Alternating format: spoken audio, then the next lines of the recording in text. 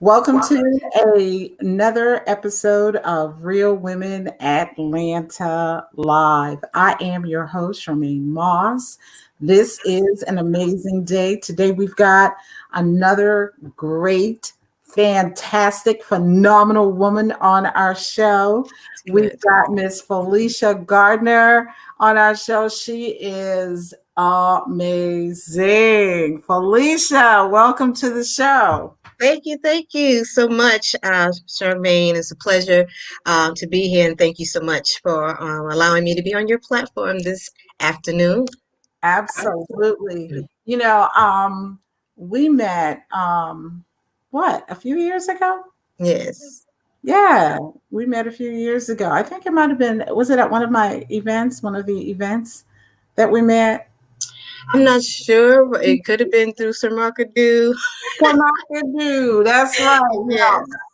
I've met so many people through that brother. That brother is a networking guru. You Yes, he is. we we have to give a shout out to Samar because Yes.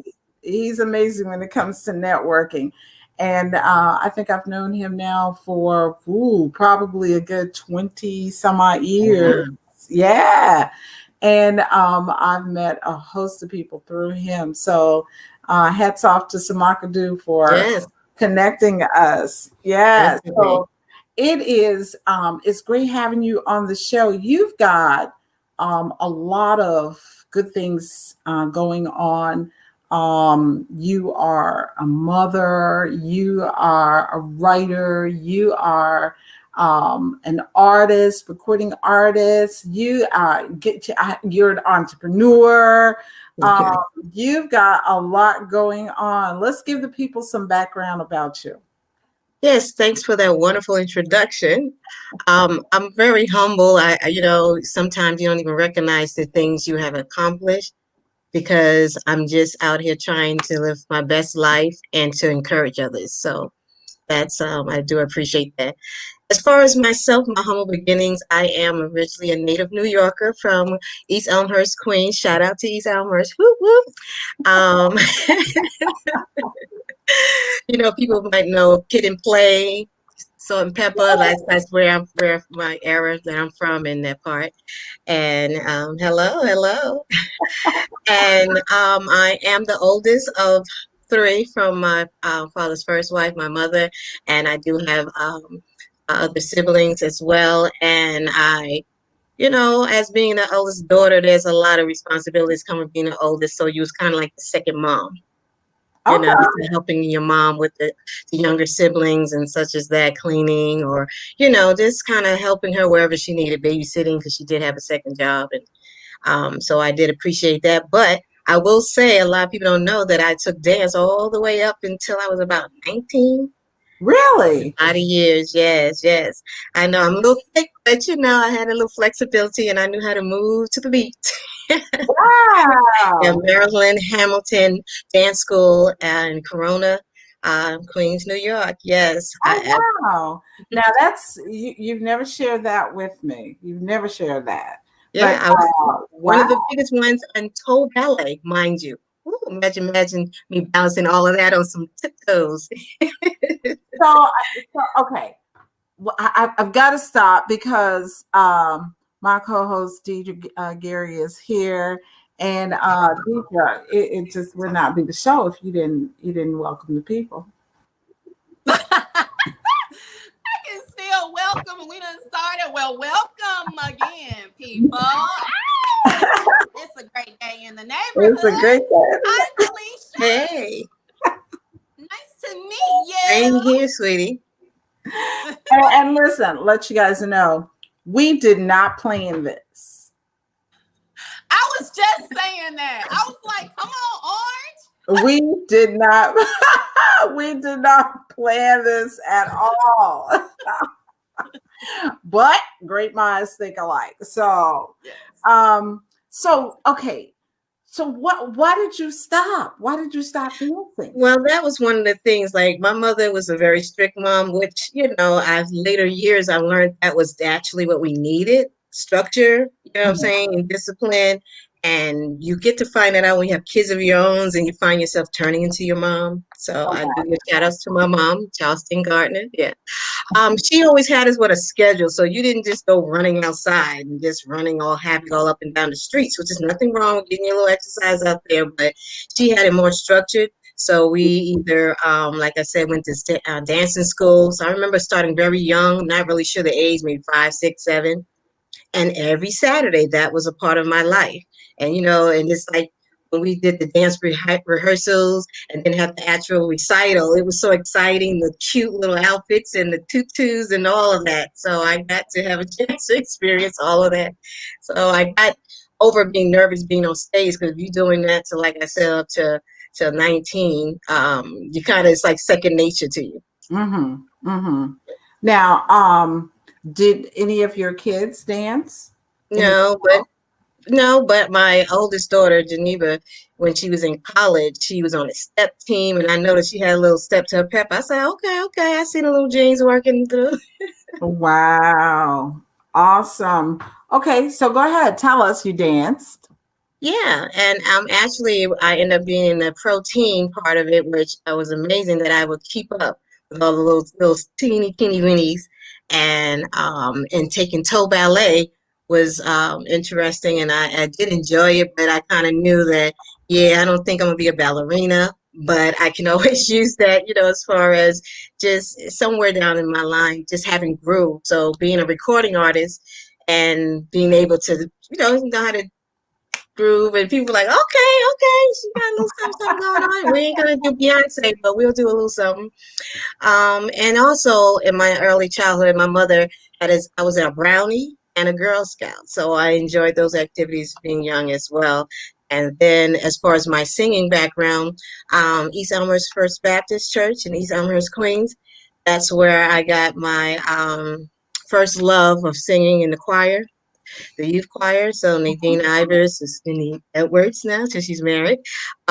She was the choir director, and her husband, he was the pianist. So it was such an amazing experience in my life. So shout out to all of them if they're on. Hey, it, like I said, it really, spiritually, for one, obviously being in church, and I was in church every Sunday from Bible study, and then Sunday morning Sunday school, and just having that experience. And I sung in the sopranos, so you get to hear all the different other, the altos and the tenors. So I give that credit to knowing how to harmonize when I do my vocals and laying down the track, so I know what it should sound like when it's together.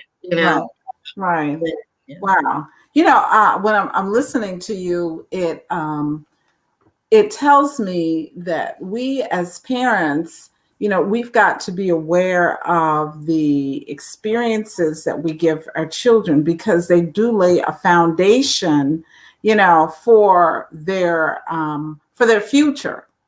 Because you're talking about dancing learning how to dance as a child, and then even going on to sing in your church's choir.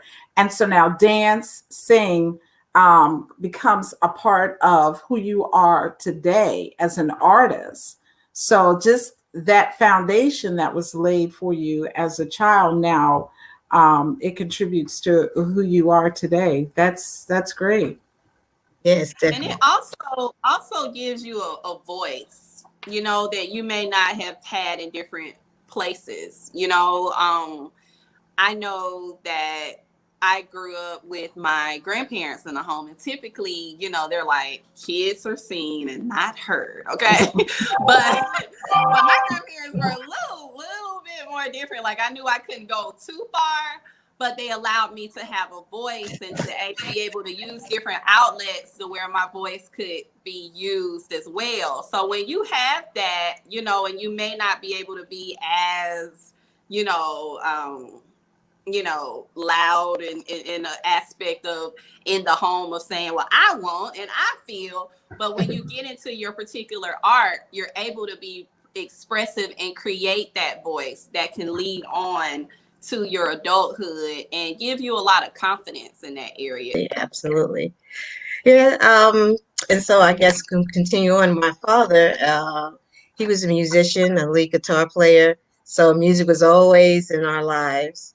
He wasn't so much a religious man, but I do know he believed in God. Mm-hmm. Um, Mm-hmm. so we would go off to church and he'd stay home. I was like, why do you get to stay home? I want to stay home too. That didn't work, but he was interesting, to say the least. He's very silly. So that's why people who get to know me and say I'm silly, I like to make people smile and laugh. That's just in my nature. And as far as music, just seeing him create, like, I don't know if you guys remember the reel to reel. Anybody? I'm not trying to tell my age. It's like the big thing before with the cassettes, and that's what they would record Oh, from. yes, yes. Mhm. Yeah, Okay, yeah. so he would play I the heard. guitar. I heard about it. Yes.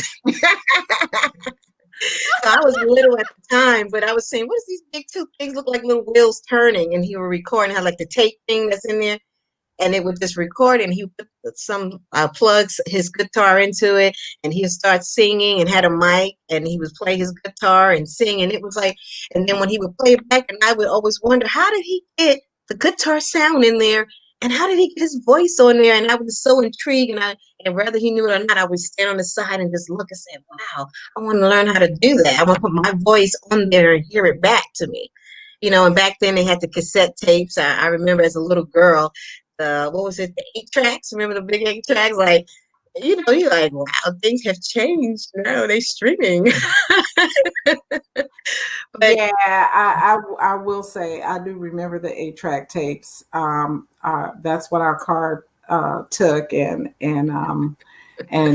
we would pop it in all the time. Listening to. Yeah, look, guys, I'm gonna tell you this. As a little girl, I remember Barry Manilow being played on 8-track. wow. I know who he is. I don't think my parents listen too much, but I like his voice. Yeah. Barry Manilow. Let me tell you, we listen to Mandy all the time. Okay, so oh my God, yeah, yeah. Yeah. Well, I would say with that, I can remember listening to my parents listen to James Brown, Al Green. My mother loved Al Green. And there's a lot of other artists that I'm sure a lot of kids like who, but Teddy Pendergrass, I remember that was another one. Gladys Knights and the Pips. This is like Isley Brothers. These was Oh like kind of yeah, growing up. yeah, Like so absolutely. a lot of my songwriting, I used to listen as I got older. I used to love the way the Isley Brothers, you know, the music and then how they would change to the chorus Mm-hmm. and the hook of the song and the change of the feel. You're like, wow, I don't know what that's supposed to feel like, but you just feel like it made me feel like I should be emotional, like something. That's when you knew that the music was like the feel of life. You know what I'm saying? Right, The feeling of right, life. So you kind of get this. I want to make music and make people feel something. If I'm sad, they feel sad. If you know what I'm saying, if I'm happy, to feel happy. So right, I right. took those mental notes. So throughout my life, the different music and Prince. I don't know if you guys are a Prince fan. Remember Michael Jackson and Prince was battling over who was the pop king. Yeah. I was on Prince team. I love Michael, but I was on Prince team because he played Okay, the guitar well, and my I'm not daddy going was to a share my guitarist. thoughts on Mr. Prince. Now, I have to say that he was a musical genius, Yes. but he wasn't one of my biggest. I'm sorry, y'all. He just wasn't. Uh, my father put Mm-mm. me on my birthday to see Purple Rain, and it was like the best thing ever. And he bought me that double album, which my brother took it away and made it his own. But that's another story. Wow. So, So, okay, so now we know where your music comes from, your dance comes from. So that whole creative thing, your father laid that foundation for you. And so then you're in Queens, you come to Atlanta. Um, how did you get transitioned from Queens to Atlanta? well, I made a couple of transitions in New York before I got to Atlanta. Just to note, my mother, I got a lot of my strength from her. You know what I'm Okay. saying? My mother's a very spiritual woman, and I could not would go without saying that. Very spiritual woman. And she been through some things. Mm, Like I said, there was some infidelity, but we're moving along. She held her ground, and you know what I'm saying? She was never a person who would let's say fight or argue. We never mhm, had that growing up. They kept behind the scenes amongst adults, you know, mhm, and you just knew like, oh, we're not living with daddy anymore. Like you just mhm, uh-huh. my mother was so smooth with it. She didn't argue with you, however it did she discussed. And so in our transition in life, you didn't even notice it. Just like, oh, we're not living here anymore. We're living here. And you're going, okay, something's not going right. But I would say she had strength, and I definitely saw her prayer, and so I learned that from her, and that has definitely carried over, in Mm, my adult life. Just like any parent daughter, mother daughter relationship, we had our little bumpy roads, but I think that's the adolescence that we all go through with our parents, and like I'm grown, and like yeah, you're not in here, saying you're gonna abide by my rules, and I get it. You know what I'm saying? I wish it right, was more little leniency, but no one's perfect. You know what I'm saying? So I right. appreciate and love her so much. So back to going into from moving from New York to Atlanta, I moved to the Bronx, and that's where I basically raised my kids. So Queens, where I was from, was more like a middle class neighborhood. You know what I'm saying? So I got to really experience New York when I moved out of East Elmhurst, Queens. I love the culture is very mixed, is a fast pace, you get to meet all kinds of cultures. So when you're raised in a city like that, I saw things different. Both of my parents are from Alabama, and they met surprisingly in New York. Wow. So having two Southern parents, say the least, being raised in New York, a little challenging. You're Wow. like, why are you getting hit? I'm getting hit with switches, and they're like, why are you in the bushes? I'm like, don't worry about it. And you better pick a green one at it too. It better not be something that break when it hits you. Oh my But God. yeah, so that was challenging having but I would say eating good home cooked meals, that was a plus. So I've learned to cook, and my culinary skills do come from my mom as well. So I will give her that. Alabama, Alabama Yes, in the house. yes, yes. Alabama represent. Roll Tide up in Yes. here. My mother was from Tuskegee and my father from Birmingham. Oh, Is A that, lot okay. of is that anywhere close to you, Deidre? Yep, Tuscaloosa. Not far okay. from Birmingham. Hmm. Okay. Okay. I have all my family kin is there. And I have a very my father was the oldest of 12. Oh, wow. Wow. Yes. Yeah. And we I, have the best food. Let the record show. That Okay. is true. I ain't Let's gonna lie. talk about it, Felicia. We know Yes. listen, food too. Okay. Don't I've bring I've nothing around watched here two that of ain't my right. Alabama friends, Deidre and Miss Wendy, in the kitchen. Honey, I felt out of place. I was like a fish out of water. Okay, I mean they're just chopping stuff and putting Mhm. this and doing that, and I'm like, okay, what was I doing? I was peeling something. Telling us what to do. That's what she was I doing. was Teach you over here to the well, left. I was supposed to be peeling some cucumbers or something, and Yeah. I was doing it with the knife. And Wendy was like, "Nah, baby." She came back with the peeler, and she was showing me how to. It was carrots or something, and she Yeah. was showing me how to do it and how to make the curl and all that. I'm like, Mhm. no, Right. not for me. The best. Definitely. so, Yes. so y'all Alabama people, I'm on. Yeah, y'all can cook. Y'all can cook. I'm gonna leave that to you guys. Yeah. Yes. My grandmother, may she rest in peace, Fanny P. Willis. Woo, when I tell you she can throw down, and when you little coming from New York and visiting over the summer, over the years, you remember the movie Soul Food? Yes, You Yes. remember Mama? And she had yes. that big table. Like literally, that's what the plate would look like. And we just got off the plane one time. It was all of my cousins that we came down to visit. And so it was like noon. So, Alabama's an hour behind. So we was like, oh, we about to, go run and play. And we had some little smoked almonds or something they gave on the plane. So we were good. Kids, we just want to rip and run. And she's like, nah, y'all go on there and wash your hands. And I go and I said, it's summertime. It's like we're having Thanksgiving in the summertime. Remember all this? And you wondering how she cooked all that food in that small oven. She did. Yes. They get it done. Put Yes. together some meals, honey. That's Mm. right. They get it done. And they use what they have, what they have access to, they used it. And yeah, they would prepare huge meals and with one little stove. Yep. Yes. So you thought you were saying, if this is lunch, I'm like, what go have for dinner? I mean, save some of this for Let dinner. me tell you, I got a good story with that. When I was in college, my mom was in the nanny service and things of that such. So I was helping her at one of those homes, right? Long story short, I had to watch two little girls. They're grown now, beautiful girls. Anyway, and I made them lunch.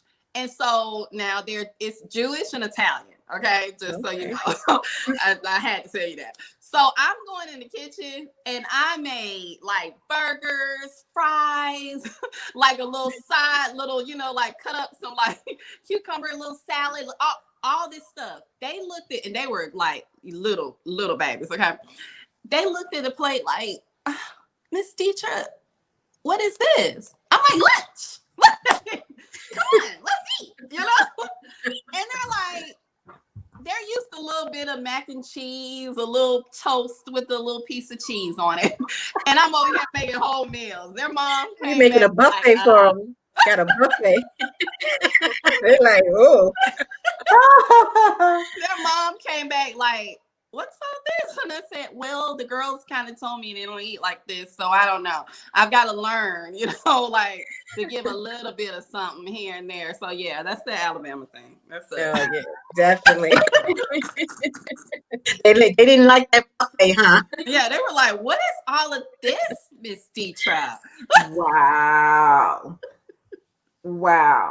So Felicia, okay, so your foundation is in New York, and you're a mother of four kids, 3 girls and 1 boy, 3 girls and 2 grandsons. Now we got to add them in here. 2 grandsons. Oh wow! Yeah. Okay, so as a mother, with 4 kids. Look, y'all outnumbering me today. This show is about you guys because Alabama, you have 4 children. Deidre has 5. Okay. Y'all outnumbering me. I'm really starting to feel out of place here because after I had one, I'm like, sorry, I'm done. But with you, you have 1 special needs child. Tell us how do you balance being not just a mother, but a mother of a special needs child, being an entrepreneur, being an artist, being an author. There's some, I have to take my hat off to a lot of women who have, multiple children, and that, especially in this day and age, because now you've got to work, you've got, kids at home doing virtual learning, and so everything has to be.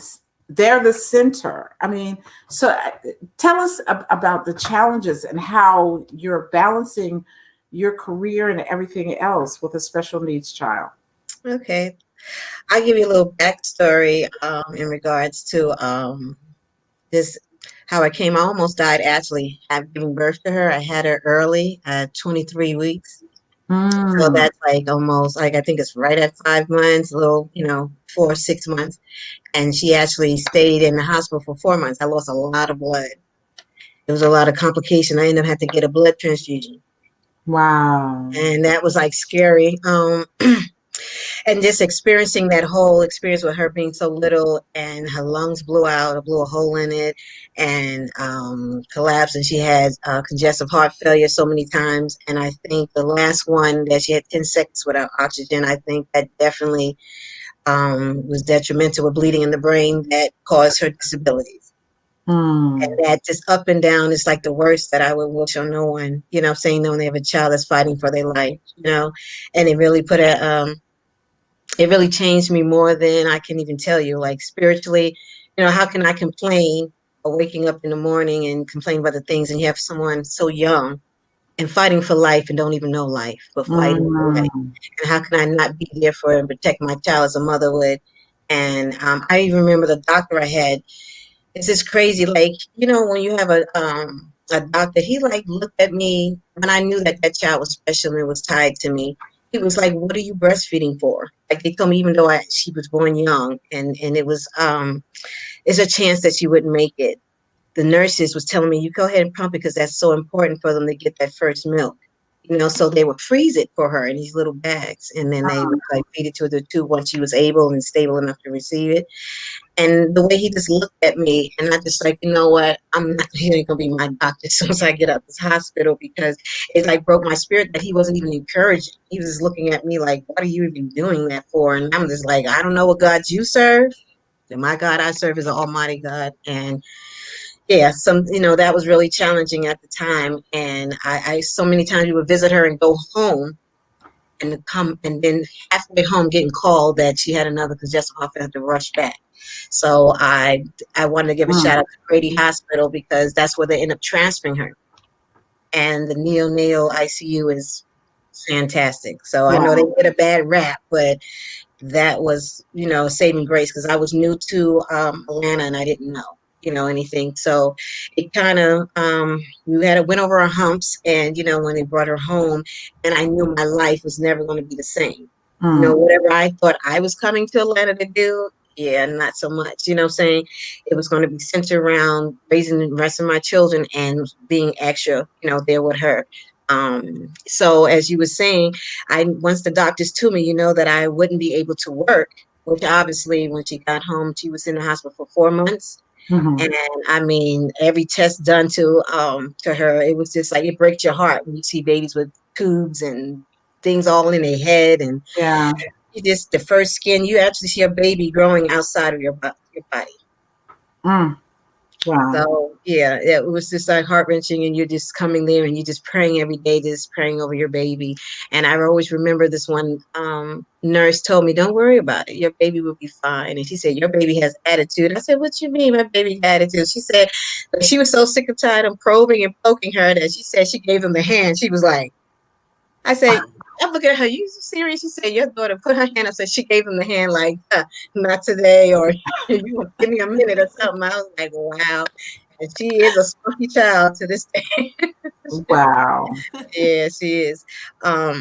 So as far as with my career, so moving forward, once we came home and I had to adapt to having a special need child, there came some challenges that I knew I wouldn't be able to work, because she needed 24-hour care, obviously, coming home with a heart monitor that she stayed with till she was 1, and I had smaller children, so I had to figure out a way to see what my future looked like. At that time, I was with my children's father, and it was challenging. He had his challenges, with drinking, etc. That Mhm.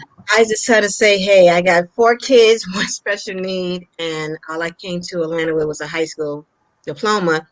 So I prayed about it, and prayer is very important and very powerful. And it's all about some of the things that you see once you read my book, In the Wake of Winning, one of the co-authors. It's like waking up winning no matter what, because losing is not an option. You just basically say to yourself, okay, Lord, you gave me this, and I want to stewardship. I want to figure out how I can, in the midst of that, also improve in myself spiritually and whatever it is that I wanted. So I decided, if I was going to plan on moving on with my life, and learning that not to accept verbal abuse, that I had to find out later on that that was domestic violence. And Mm. even though we have a great co-parent relationship now, I think we both were young, and it was maybe a lot of pressure, saying no Mhm. excuses for Mhm. for the way I was treated or how we treated each other. It was toxic. And as for women who wanted to leave a situation, well, I could tell you, you plan ahead. Sometimes you may not be able to run out the door.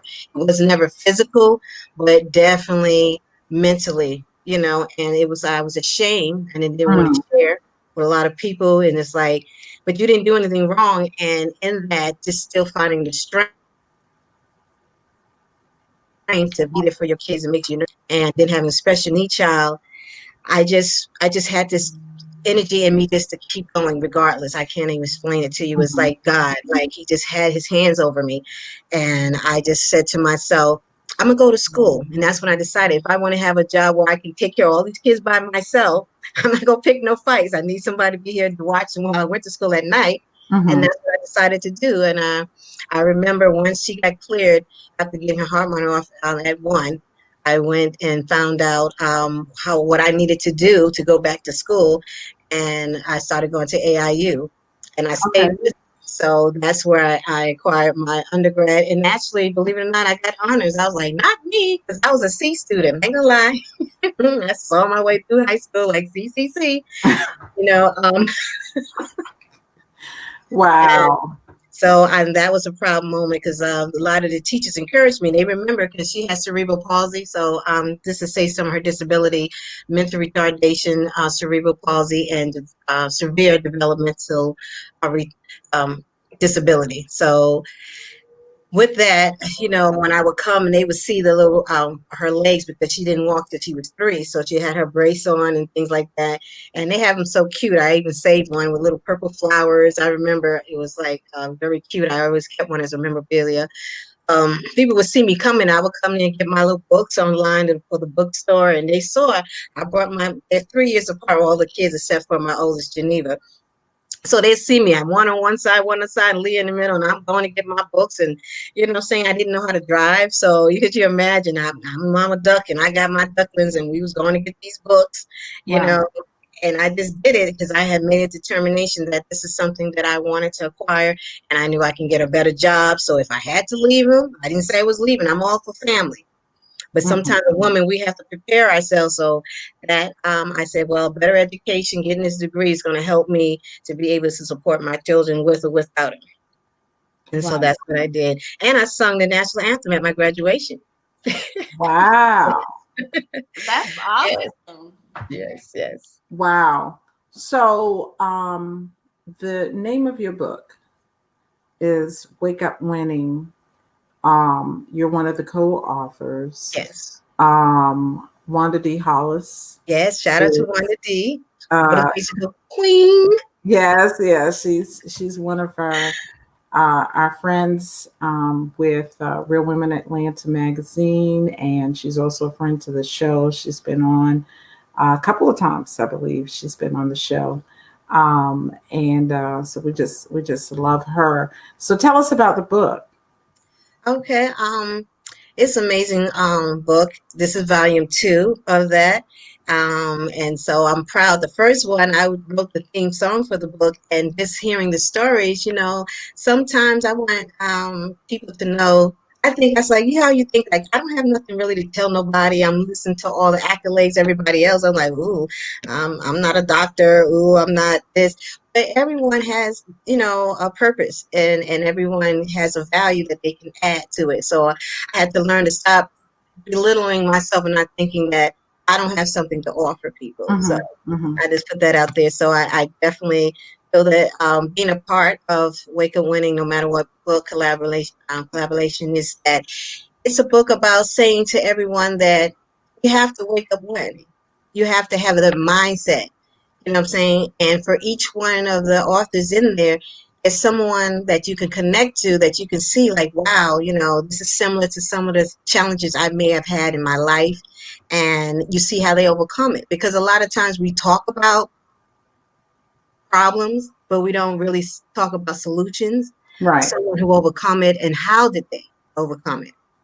You know? Right. And some people saying, well, it's like right now with the economy and the pandemic, you know, a lot of people's like struggling, and how are we making it through, you know?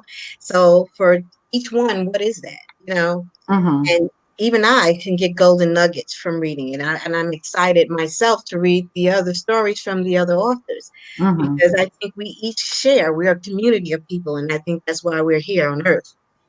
To be God's stewards amongst each other, to help each other. We're earthly angels, as I say. Yes, absolutely. So the book is a collaboration of multiple authors. Correct. And Wanda D. Hollis has brought all of you together. And so each one of you have a chapter that talks about your story. Definitely. So just give us a little insight to your story that's in the book. Well, I'm giving you a tidbit, so I'll give you a little trailer. But basically, it's like it's never too late to reinvent yourself. Because here I thought I would never be able to because of my circumstances, and to never let your circumstances control your destiny. Mm, And I had to reinvent myself. And what that means to someone else is like, okay, looking at your life the way it is.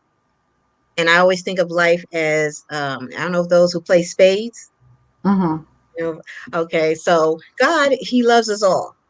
And all I think He shuffles up the cards. He don't even look at them, shuffle up, and He hands everybody their hand. And you looking at your hand, you're like, okay, 4 kids, one special need, paying the best boyfriend. You know, you're looking at all your cards and you're going, right. hmm. You know, but you got talents and stuff like that. And it's like, what are you going to make the best of that? And how are you going to play your cards that God gave Mm, you? You're going to turn mm, your gifts and turn them down and don't play them and end up losing it. Because you know how when you don't play your cards right in spades, you end up losing it because now somebody, you don't play your cards too fast and you end up losing it because they had the ace.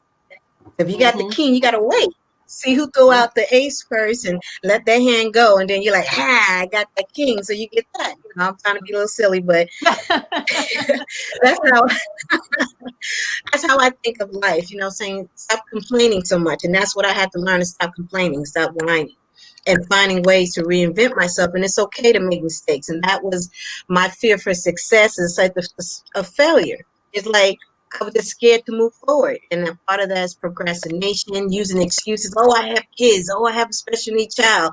Oh, you know, till you like, okay, but you can still do things. You might have the time management better, find mm, things and ask for help. I was a person that just kept to myself, didn't tell my business, and just dealt with whatever.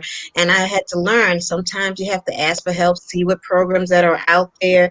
And you just might find, you know, when you pray, God leads you to where you want, whether you believe it or not. When I tell you there's been some really wonderful people has been such a blessing. Even teachers, like Aaliyah's teacher, Miss Becky, when I tell you she is such a blessing that she stayed in my child's life after she graduated from the elementary school.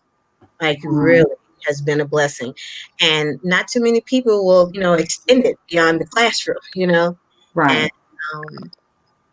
so Wow. that has been really powerful. So my story is just saying certain things I had to realize that I've been through in my child life, that some challenges and dealing with depression because you know when like children nowadays you don't know what they're going through with the social media. I definitely, you know, whew, kids are cruel and a lot of kids are how you saying suffering silently. Mm-hmm, And mm-hmm, it don't like remember how we would go out and play, even though I didn't go all the time out.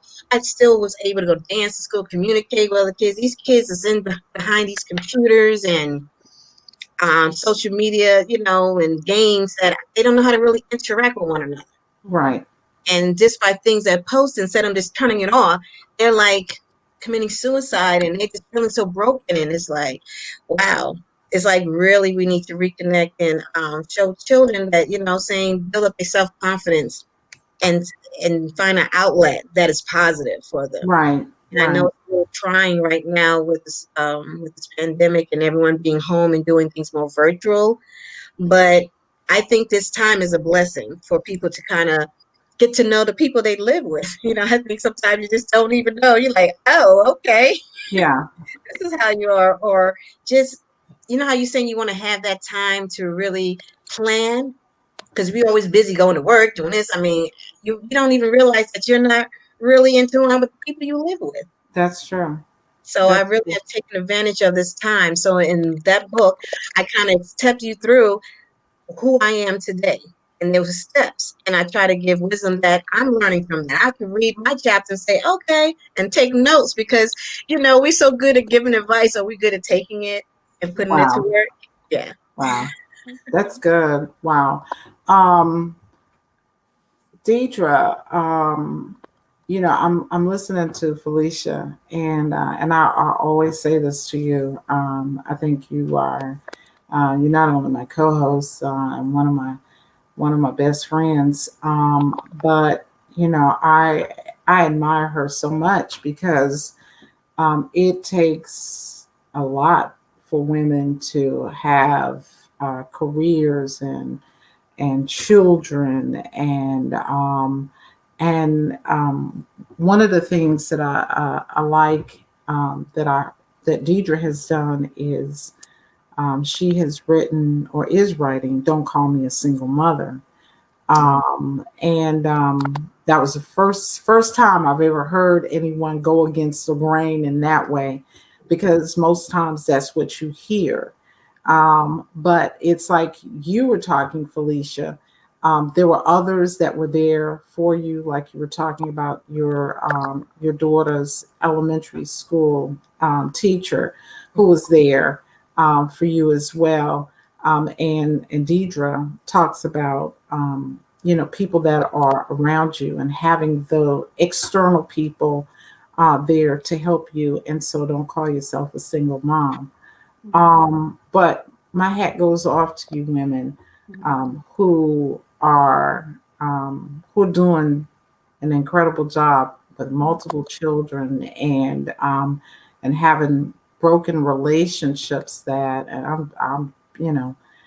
broken relationships and having to be that, all that, and then some for the children that you have. Deidre, I know you could speak to this. Yeah, and as I was listening, I was just saying to myself, it's just amazing of how many of us we are in this particular village. People always want to label and say, oh, well, and part of the things that I'm writing about is, when someone says single mother, like it's crickets, right?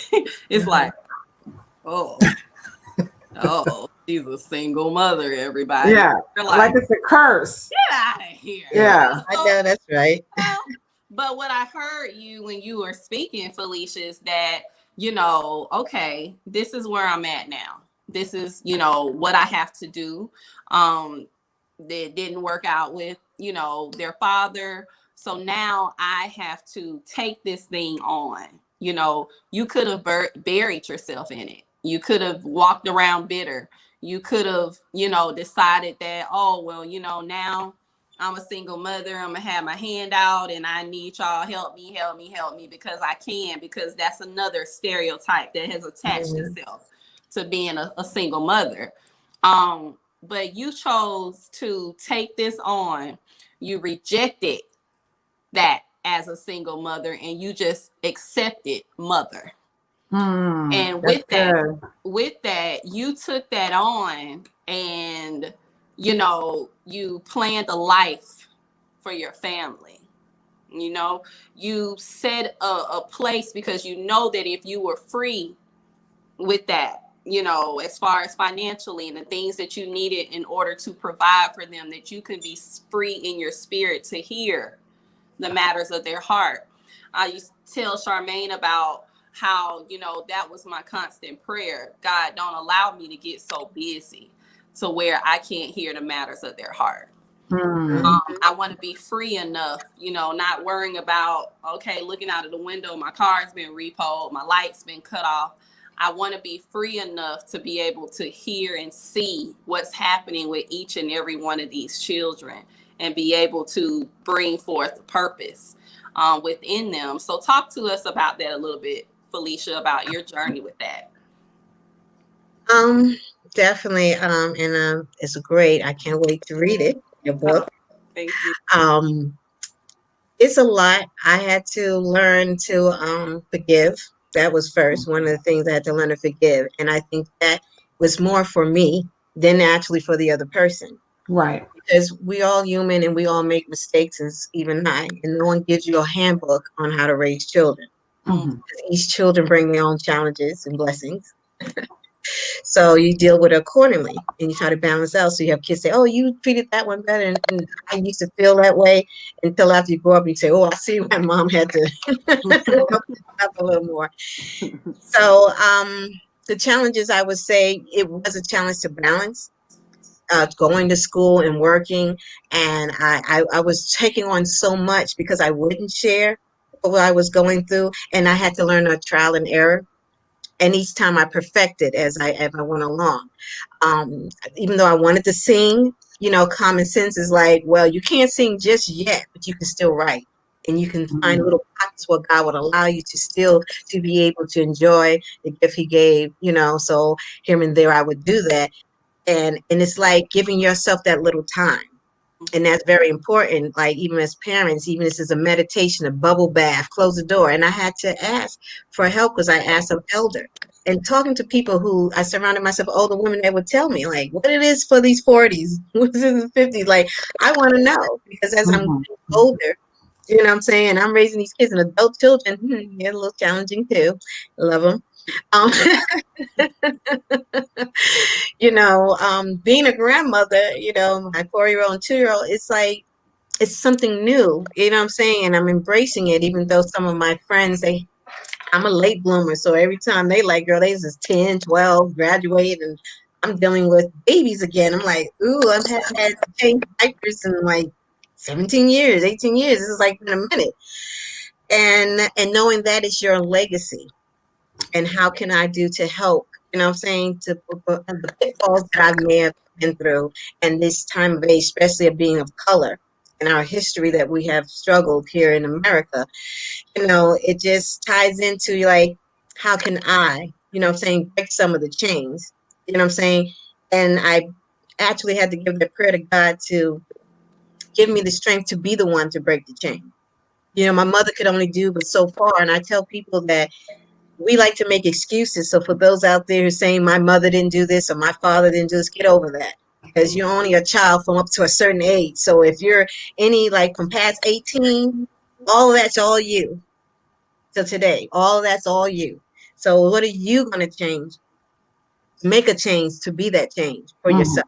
You have to do it. There's no magical person's going to come out of the sky and help you. We're looking for that person on the white horse. It's not coming. You know what I'm saying? God is there to help provide us, but we have to acknowledge and see it and understand that we play our part. Once I stop blaming their father side, is looking at the part I played. You know what I'm saying? People want to do things too that you allow. So if I knew that I was depressed or whatever, I had to work on that. And then I didn't want to pass things off because I started to see some of the bad habits that I had, some of it showing in my children. And that's when I had to stop. I said, oh, no. I'm going about this the wrong way. And it's okay. We're human. And I was talk to your children, you know what I'm saying? And I talk to children every accomplishment. I'm going to school. And I said, I need to make a competition. Don't let me be the only one up in here getting A's. So, and it would be a gentle, friendly, competition. So we get our nails done or, do something because it was fun for me. So when I went back to school, it's like everybody was a part of it. Even if they was little, they know, like, Mom, you got homework? Hey, Mommy got homework too. You got your homework. Let's all sit down and do our homework. Right. And even though Aaliyah was little and, she had challenges with walking or whatever, and she would just use her arms or whatever, and we would cheer her on because that little child, like, she got around like nobody's business. Somebody couldn't walk. You're like, oh, get up, and see how you see someone with challenges, physical challenges that they didn't let that stop them. So who am I with perfect walking feet and arms and legs? I was looking at them and said, if Leah's going to sit here and do this, you need to do that. And I wouldn't want to put them down. And I try to make sure I didn't do that. I encouraged my oldest daughter to be all she can be. And I mean, she went to school. She was in every club. I learned how to drive. The kids had a life. I think they had a ball just watching me do each and every plateau of me learning to drive. I said, y'all don't want to get in this. You may want to wait a minute. But they wanted to. As I improved in myself and saying, this is what I want, knowing what you want and how to get it, it was like I just had to jump in.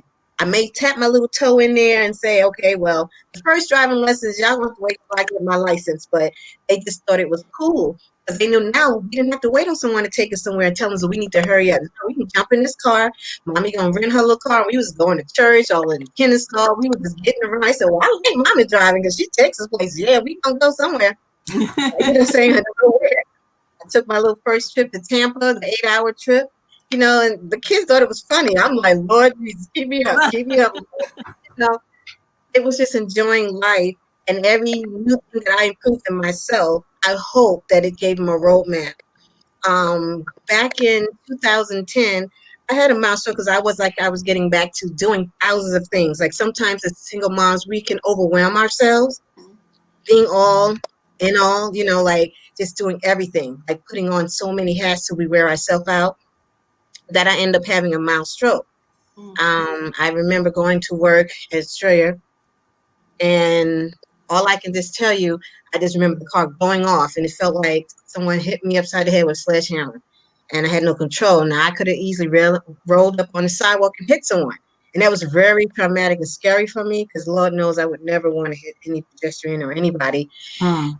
and it scared me. My whole left side fell down, like I couldn't move, couldn't talk, and I was slurring. I could, you know, and when I felt that I could move, when it slowly was coming where I can talk, because I couldn't even get on the phone because I don't think anyone understand. I'm thinking I'm right-handed. I remember calling my daughter. I don't know why I called my eldest Della to call my job and tell them I wouldn't. And I went straight to my doctor when I was able to drive. And I was so paranoid to even be behind the wheel. And a lot of times doctors, they think when it's women, that it's in our heads or something. Like we don't know our own body. I mean, to some degree, I think we handle stress differently, but definitely, you know, when your whole face, your whole arm, your whole left side fall down, you know, that's not normal. And we need to check this out because I've heard about what stroke will be like.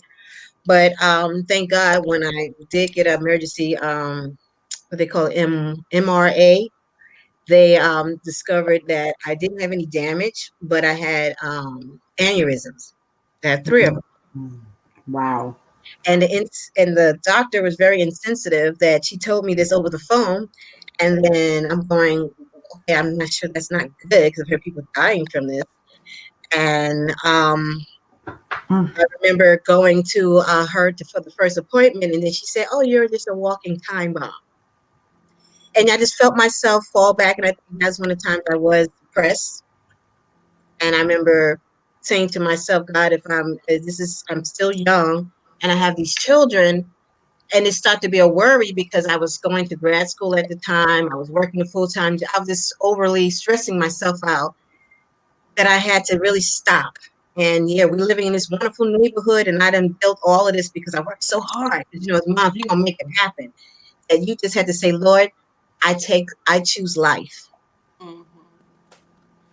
So that means put that wonderful car, they come repo it. Oh well. And I had a good talk with my kids, and they were paranoid for a little while. And I had to pray and saying what the next couple of years look like. So I prepared them, and I thank God that I'm here today, but I prepared them and say, no matter what happened to me, this is what I want you to know. That you have to be strong and continue on. And it's sad when you have to be by yourself with that. But thank God for the strength, you know, that Mm. there was a time in my life I couldn't move, and I just froze because I was thinking I'm going to die. So, you know what I'm saying, let me prepare my kids. And I thank God here, 2020, 10 years later, Wow. I'm still here, you know, and go beyond that. So in the back of my head, I know that every day I wake up winning because I'm here, because I could have easily died in my sleep. And I have to deal with that, you know, every I day. love And I that. learned to just not think about that and Mm. to lose your insurance. And I couldn't go to the neurologist like I was supposed to follow up on that. I'm praying that, you know, with the Democrats in there, that I can probably be able to afford, because I either make too much, you know what I'm saying, or too little for something else. And the people caught in the middle, you're like, okay.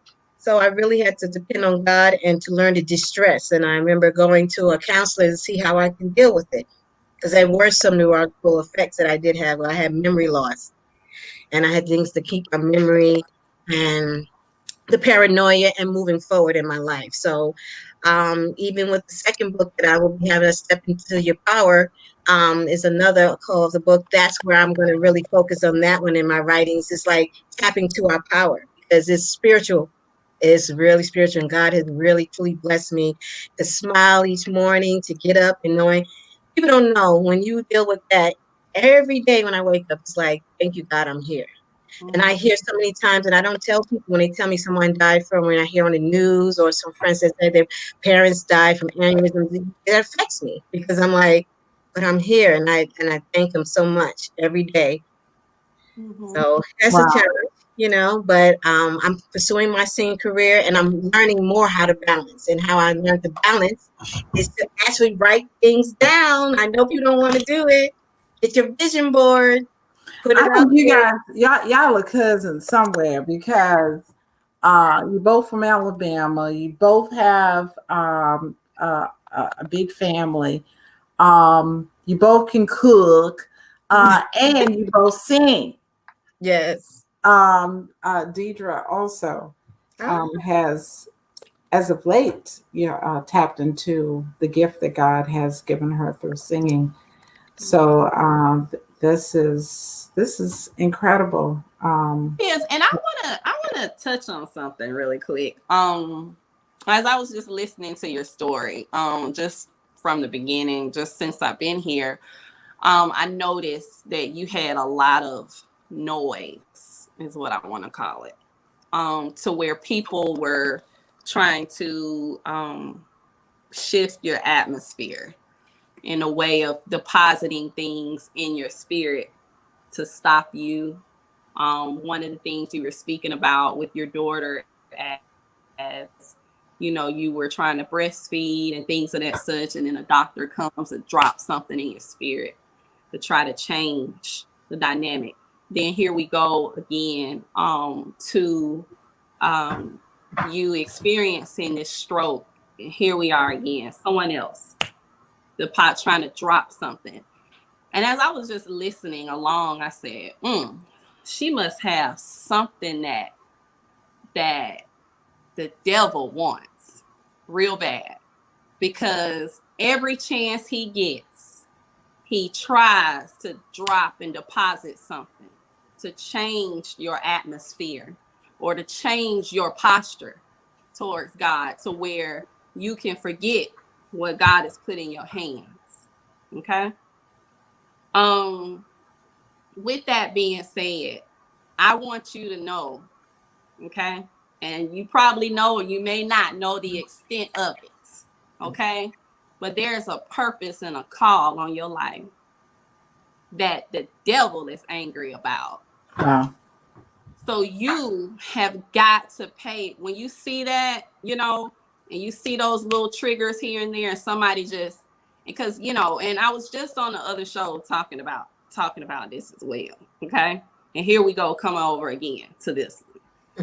But every time you hear a little deposit, and it may seem something small, the devil don't have to kick in the door all the time, because he's very cunning and he's snake-like, But every time he sneaks in to try to give you something, a word, pay attention to that and reject it.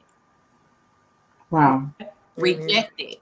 Because what he's trying to do is plant little things around to where you can go back. If you're in a certain place and God is doing and developing something within you, he's trying to plant a seed, and you got to uproot that. Uproot it. The stuff amen. that's already there, uproot it and reject anything else that comes your way, because you got something special in you. And there's some things that God wants to do through you, in you, and around you. Come And on. he I has receive that. he's got certain plans and plots. But I'm telling you today, reject it. Those words that come, everything that comes around you, within you, that isn't speaking what God said for you, reject it. Mm. Amen. Thank you for that. Yeah. I appreciate that, and Wow. that's very powerful, and I thank you. I've have learned over the years to love myself more, and in Mhm. spite of what the doctors said, in spite of what anybody say, that's what meeting people like such as Charmaine, Sir Mark do. God has placed me around people that they don't know it or not. I watch them, and I Mhm. learn from Wow. them. Wow. Wanda B. Hollis, saying Yes, Miss Yasha, Wanda. with her book, Step Into Your Power, that I'm a part of, to join myself, because I believe, as you don't know, my artist name is Be the Light. So it's BDELITE. Be Um, the light. and I had that for years. And when you say it, it says Be the Light. I don't Mm. want you to look at me and say, oh, Felicia, no, it's not me. I Mhm. want you to be that change Mhm. as well, in yourself and for others. Because by me going back to school, I didn't know I was encouraging somebody. They saw me. I didn't even know how to drive and have my little rolling book bag. And years later, they said to me, "You encouraged me to go back," because they heard me. I think they didn't even know they was looking out for me. They heard that little rolling book that go over that little hump or that little hump. They're like, "Oh, Felicia made it home." Mm-hmm. You Wow. know, and you never know who you're influencing. So I can just employ to people out there, definitely pray on, you know, whatever that you want, plan it, and then apply by doing the work, and you Right. will see a difference. Even a crawl becomes a walk, and then a walk becomes a run. So it's don't expect things to happen overnight, but you will see the difference because it has happened from my life. I'm an entrepreneur, and to answer that, because I knew I couldn't work a regular 9 to 5. I had to, the circumstances will, you know, you had to find a way to make money. And here I am today. And so I'm allowed to be flexible. I love working for myself. So I can be there for Aaliyah. I can go do my music, and God has balanced that out for me. So I thank you guys for this platform today. And I want to encourage anybody, don't Awesome. be afraid to reinvent yourself. Never that. If it don't work, try Absolutely. again. Mm-hmm. Mm-hmm. Wow. Amazing. Listen, the name of the book is again. Well, there's two. Wake up winning no matter what. Losing's not an option. And then step into your power, today, Janae. And that one I'll be speaking more of what was the strength for me of all the challenges in life that I've been through is relationships as a single mom. And like you said, it's not a curse. You know, saying great, powerful people that come from single households. Okay. Right. It starts from who? The mom. Mm-hmm. Right. Awesome. Um, we're out of time, but I don't want to end this show without giving you, Felicia, an opportunity to just sing us a little something, sing us out, and to everybody that's on the show. Our hope always is that you would be encouraged by the guests that we have on the show, and through their lives, you could see your future, you could see your now, you can see God, you can see that there is, as Deidre just said, there is a purpose for your life, and that we're you're not alone. We're together. We're here for any and everyone. Thank you guys for being with us. We'll be here next Saturday, same place, same time. Thank you, Raheem, for always for the work that you do. Felicia, sing us All out. right. All right. For those www.bdelitemusic.com. Follow that, and I'll have all my updates and everything. In my heart, it's a simple song, but I think it's powerful, it's meaning to what I believe. And like you said, be your light. This little light of mine, I'm gonna let it shine. This little light of mine, I'm gonna let it shine. This little light of mine, I'm gonna let it shine, let it shine, let it shine, let it shine. Let your light shine as well. Amen. Wow. Thank you guys. Love you all. See you next Saturday. Bye bye. Bye Bye. bye.